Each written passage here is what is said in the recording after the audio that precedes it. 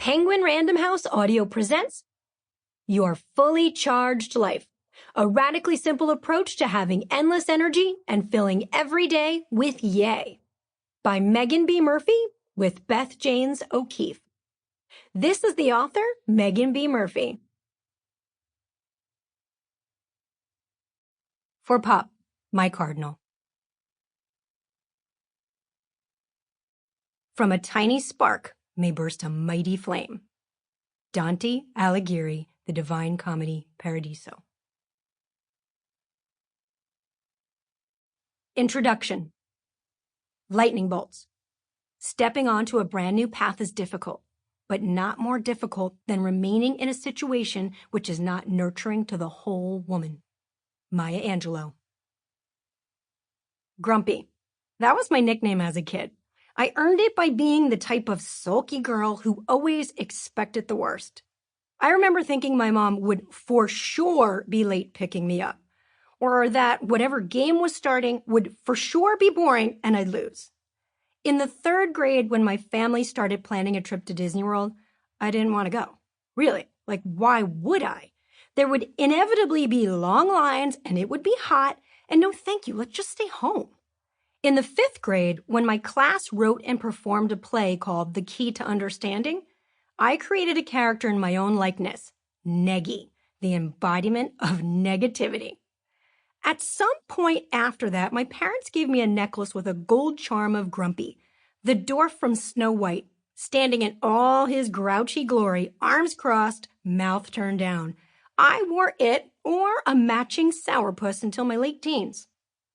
Now in my 40s, I still have that necklace, but it's as if it belongs to someone else. In a way, it does. Over the last 20 years or so, I've been called a lot of things, never, ever grumpy. These days, my friends joke that I fart rainbows. The necklaces I wear have charms of lightning bolts, a symbol of energy I adopted a few years ago as my own personal logo, and say words like, yay! The rest of my wardrobe is best described as extroverted. I love bright colors and emoji-esque patterns because they make me and others smile, and they spark conversations. When it comes to chit-chat, I don't just talk about what I find interesting or cool. I tend to evangelize. Once, during a 6:30 a.m. post-gym stop at Dunkin' Baskin-Robbins, I hyped up a Santa ice cream cake so much that everyone in line bought one too and wished each other happy holidays on their way out. At parties, I am the first one on the dance floor, throwing mean side legs and aggressive thumbs up until I am the last one fist pumping at the end of the night. In my bag, I carry rocks that my kids and I paint with positive messages to hide around our town of Westfield, New Jersey. The former mayor even appointed me Chief Spirit Officer because of my passionate involvement in and love for our community. And I usually end simple exchanges with my favorite parting, "Have the best day ever!" because I actually believe it could be. So many people over the years have commented on or asked about my energy. After they get to know me, they sometimes say they're in awe of all I do in a day or wonder how I stay so upbeat.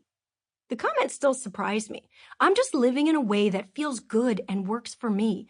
Waking up at 5 a.m. to sweat with my good vibe tribe of fitness buddies, hitting the grocery store afterward when it's not crowded, no one needs me at home, and I can catch up with my favorite checkout clerks. Spending QT with my kids Charlie, James, and Brooks before they go to school, and I head to work at Woman's Day, where I'm editor-in-chief. When in the office, I'm usually cheerleading my team or shimmying down the hall to a meeting or someone's desk yelling, "Faster than an email!" Or racing from editing pages to a TV taping or to record a podcast, then back again, all while giving flyby high fives and taking selfies and boomerangs before hopping on the bus home. Most nights, I'm back in time to hang with my kids before bed, soak up some cuddles, then get couch time with my husband, Pat. Yep. So pretty much the opposite of grumpy, which is exactly why I've held on to that charm. It reminds me of how far I've come and the choices I've made and continue to make that got me here. It reminds me of the actions I've taken and keep taking and the work I've put in to fundamentally transform not only how I feel, but how I interact with the world and who I am as a person. It's proof. I'm proof that you can change. Whether you're a grumpy or more of a sleepy or one of their long-lost cousins, angsty, gloomy, or discontented, you are not stuck in that role. You can learn to approach life in new ways, see things from a different perspective, and take action when you might have otherwise done nothing or felt powerless or down. And when you do, an incredible amount of natural and genuine energy, enthusiasm, joy, and positivity starts bubbling inside you. It starts with a few sparks, then builds into a crackling current that surges as naturally, powerfully, and clearly as lightning. You're in the right place. Yes, you.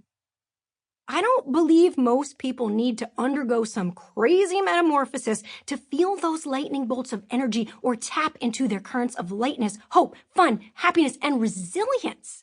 Sure, there are hardcore grumpies and sleepies out there, and if you're one of them, welcome. You're in the right place too. But few of us are so one-dimensional. We're all perfectly imperfect, complex beings shaped by an incredibly complex world. Even more so now in the age of COVID-19 and the most recent Black Lives Matter movement, we have messy, complicated, and shifting emotions and unique problems, a range of privileges and backgrounds. And because of those things, we've developed habits and ways of thinking and behaving that have stuck with us. Some we should stick with, but a lot of them are keeping us stuck. My guess is you're here because while you have good days and good times, you find yourself slipping into bad ones or tired ones or over it ones or just meh ones more often than you like. Maybe you're feeling a certain hard to pin down existential angst or exhaustion at everything coming at you, tough or dull projects and personalities at work, or very likely sudden unemployment. Never-ending chores at home, a constant stream of negative, scary news, big, complex social and systemic problems, divisive politics, issues with your kids, spouse, family, friends, and countless other stuff. Perhaps the negativity coming at you is actually coming from inside you, from your own internal voice. Or you feel like you're just going through the motions of life, or that your usual MO doesn't feel particularly great, helpful, or healthy. Possibly that stuff was around pre-pandemic and before this racial justice movement, and it feels heavier now, or it just hit you recently. I get it. I started writing this book months before COVID-19 and finished during the first 2 months of the shutdown here in New Jersey, shortly after starting my new job leading Women's Day and while suddenly homeschooling my kindergartner, second grade, and fourth grade kids. I talk all about it in the last chapter, The Recharge, because those were some of the hardest, worst weeks of my life. They tested my energy and ability to find, everything I was and am talking about.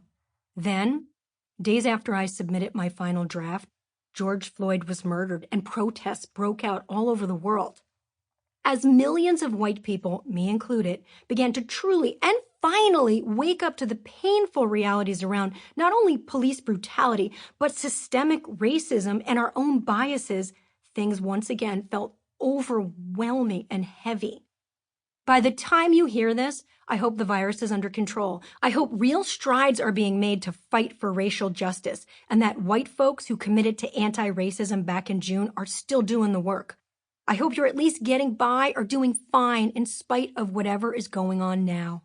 The thing is, no matter what's happening, it's easy to feel restless, stressed, or unbalanced, even if you're crushing it in your job or some other part of your life. Maybe you're in the thick of raising kids and running a household, and even if you wouldn't have it any other way, it's draining you and you feel short-tempered. Quite possibly, you're trying to juggle both a family and a career or job search or pivot.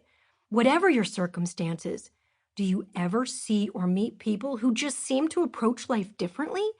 With a seemingly boundless energy, positivity, and enthusiasm. And wonder how they manage to live like that? Especially now? Do you ever wonder whether you could too? I went from grumpy to one of those people, and no matter who you are now or what you're dealing with, the answer is a big, fat, sunshiny yes! My approach, which I've been honing and practicing for nearly 2 decades. Sample complete. Ready to continue?